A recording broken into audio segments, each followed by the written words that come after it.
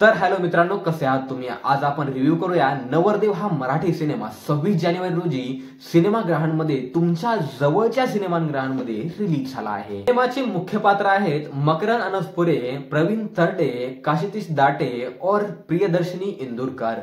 या चौघांचा जो परफॉर्मन्स आहे सिनेमामध्ये एकदम जबरदस्त आहे। आणि या सिनेमाला दिग्दर्शित केले राम खातमोडे यांनी। राम खातमोडे यांनी एका शेतकरी मुलाची गोष्ट या सिनेमाच्या थ्रू ऑडियन्सच्या समोर ठेवली आहे। सिनेमाची कहाणी जी आहे ना, ती तुमच्यापेक्षा माझ्यापेक्षा काही आगळी वेगळी नाहीये। मी पण एक शेतकऱ्याचा मुलगा आहे आणि भरपूर जण महाराष्ट्रामधले जवळपास 80% जी मुलं आहेत ती शेतकऱ्याचीच मुलं आहेत आणि त्या मुलांच्या जीवनावरती ही कहाणी आहे। राम खातमोडे यांनी एका सिंपल साध्या शेतकऱ्याच्या मुलाची कहाणी प्रेक्षकांसमोर ठेवली आहे।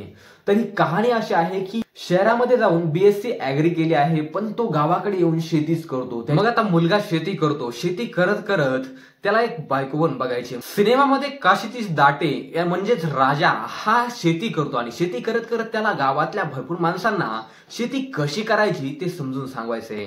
मग तो समजून सांगता सांगता भरपूर अशा अडचणींना सामोरं जातो, ज्यामध्ये गावातली माणसं जे असतात ती शेती अशी करायची नको, तशी करायची नको, असं भरपूर काय म्हणतात की आम्हाला असं जमणार नाही बाबा, तुला काय करायचं ते कर। गावातली माणसं निघून जातात, गावातल्याला काय घेऊन देणं नाही। मग आता यापुढे काय होतं की राजा तो शेती करतो, कृत्रिम शेती करतो, शेड ठोकतो, शेडमध्ये भरपूर भाजीपाला लावतो आणि त्याचा भाजीपाला भरपूर चांगल्या पद्धतीने येऊन पण जातो आणि भरपूर शेतकऱ्यांचं जे पाऊस पडतं, परतीचा पाऊस येतो आपल्या महाराष्ट्रामध्ये आणि त्यामध्ये जे शेतकऱ्यांची शेती असते भरपूर शेतीची नासाडी होऊन जाते। मग आता सिनेमामध्ये राजाला हा सोयपण बघायचा एक प्रसंग येतो आणि त्यामध्ये सोयपण बघत बघत असे भरपूर काही सोयपण येतात। एक सोयपण असं पण येतंय, एवढी मोठी मुलगी असते राजाला की फोटोमध्ये एकदम छोटी दिसते, फोटो एडिट केलेला असते फोटोग्राफरनं, त्यामध्ये ती छोटी दिसते, पण जेव्हा तो बघायला जातो त्या मुलीला त्यामध्ये त्याला एवढी मोठी मुलगी दिसते ना की तो तिथून डायरेक्ट निघूनच येतो। मग त्यानंतर भरपूर मुली पाहत होतो, पण प्रत्येक ठिकाणी हा शेतकरी आहे असं सांगितलं की प्रत्येकाचा नकार येतो। ज्यामध्ये प्रियदर्शनी इंदुरकर यांना स्वतः एक शिक्षक बनायचे, छोट्या मुलांना शिकवायचे अशी त्यांची इच्छा असते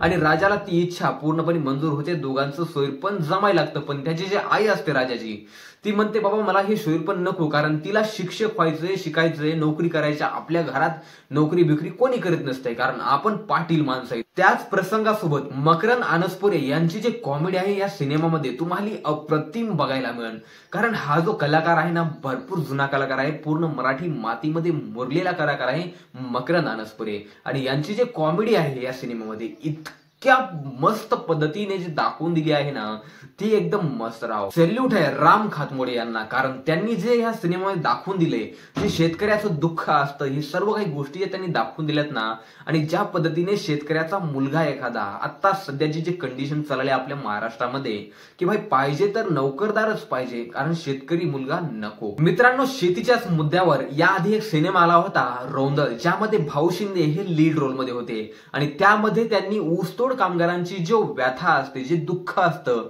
ते पूर्णपणे दाखवून दिलं होतं। तसंच राम खातमोडे यांनी या सिनेमामध्ये एका शेतकऱ्याच्या मुलाचं जे दुःख असतं, तो शेती करतो, सर्व काही करतो, त्याच्या शेतामध्ये सर्व काही पिकतं, पण तरी सुद्धा भरपूर लोकांना पाहिजे तर नोकरदारच मुलगा पाहिजे। सिनेमामध्ये एक प्रसंग येतो, राजा म्हणजे काशीतीश दाटे जे आहेत ते भरपूर काही टोमॅटो जे आहे ते बाजारात घेऊन जातात आणि बाजारात घेऊन गेल्यानंतर त्यामध्ये 2 रुपये किलो असा त्यांना भाव येतो आणि 1000 रुपयाला 500 रुपयाला कॅरेट विकलं जातंय। मग त्या कॅरेटची किंमत एवढी कमी कस काय म्हणून भरपूर शेतकऱ्यांमध्ये वाद होतो। तुम्ही पाहिला असाल ना, काही दिवसापूर्वी जे एक न्यूज आली होती की 200 रुपये किलो टोमॅटो झाले, त्यावेळी भरपूर लोकांची जळाली होती, कारण शेतकऱ्याला एवढा फायदा होऊ लागला की त्यांची म्हणजे जळूनच गेली पूर्ण। हे बघा मित्रांनो, सिनेमाच्या फर्स्ट हाफ मध्ये एवढी कॉमेडी आहे की तुमचं हसून हसून पोट दुखन। म्हणूनच म्हणतो मी की हा सिनेमा तुम्ही एकदा थिएटरमध्ये जाऊन नक्की बघा, कारण तुम्हाला हा सिनेमा कुठेही कसल्याही पद्धतीने निराश बिलकुल नाही करणार। मित्रांनो, या सिनेमाची जे गाणी आहेत ना ती रौंदळ सारखी इतकी फेमस तर नाहीत, पण गाणी एकदम छान आहेत, सुंदर आहेत। ज्या ज्या ठिकाणी जे गाणं येतं ना यामध्ये एक रॅप पण आहे जे की शेतकऱ्यावरती बनलेला आहे आणि ते रॅप ऐकताना तुमच्या अंगावरती शहारे उभे राहतील, कारण हे जे रॅप आहे ना हे एक शेतकऱ्याला डेडिकेट केलं आहे. मला वाटतं या सिनेमाचं म्युझिक दिले कुणाल आणि करण यांना काही मी जास्त ओळखतच नाही, कारण भरपूर आपण पाहिले की भरपूर मराठी चित्रपट एकापेक्षा एक भारी येतात पण त्यांची चर्चा होत नाही, कारण चर्चा करणारे भरपूर कमी लोक आहेत. मी देखील स्वतः जास्त करून हिंदी सिनेमाचाच रिव्ह्यू करतो, कारण मराठी सिनेमा तर एकापेक्षा एक भारी आहेत पण त्यांचा मी सुद्धा रिव्ह्यू करत नाही. पण हा सिनेमा मला एकदम मस्त वाटला आणि जबरदस्त वाटला. मी स्वतः हा सिनेमा थिएटरमध्ये जाऊन पाहिला आणि थिएटरमध्ये बरेच लोक होते, जवळपास 50-100 लोक तर आरामशीर असतील आणि त्यांच्यासोबत मी हा सिनेमा पाहिला. माझ्या आजूबाजूला बसलेली किंवा साईडला पुढे बसलेली मागे बसलेली सर्वजण एकदम हसू लागले, कारण सिनेमाचा फर्स्ट हाफ पूर्णपणे कॉमेडीमध्ये जातो. मी तर म्हणतो प्रत्येक शेतकऱ्याच्या मुलीनं हा सिनेमा एकदा नक्की पाहिला पाहिजे आणि या सिनेमातून बरंच काही येण्यासारखं आहे. आणि आताची जे कंडिशन चालले मी तुम्हाला म्हणलं की पाहिजे तर फक्त नोकरदार शेतकरी मुलगा नको असं भरपूर ठिकाणी होत चाललंय. त्यामुळे हा सिनेमा जो आहे त्याच परिस्थितीवर अवलंबून आहे. तीच परिस्थिती आपल्या जीवनामध्ये चालू आहे किंवा भरपूर मुलांच्या जीवनामध्ये ही परिस्थिती चालू आहे किंवा एका शेतकऱ्याच्या मुलाला एक न्याय मिळेल असा हा सिनेमा आहे. काल मी बुक माय शो वरती पाहिलं की मुंबईमध्ये पुण्यामध्ये भरपूर ठिकाणी नवरदेव हा सिनेमा जो आहे हाऊसफुल चाललाय. मित्रांनो माझी तर बस एकच विनंती आहे की हा सिनेमा तुम्ही एकदा थिएटरमध्ये जाऊन नक्की पहा. तर मित्रांनो भेटतो मी तुम्हाला अशाच एका मराठी सिनेमाच्या रिव्ह्यू मध्ये. तोपर्यंत घेतो मी तुमच्यापासून निरोप. जय जवान जय किसान.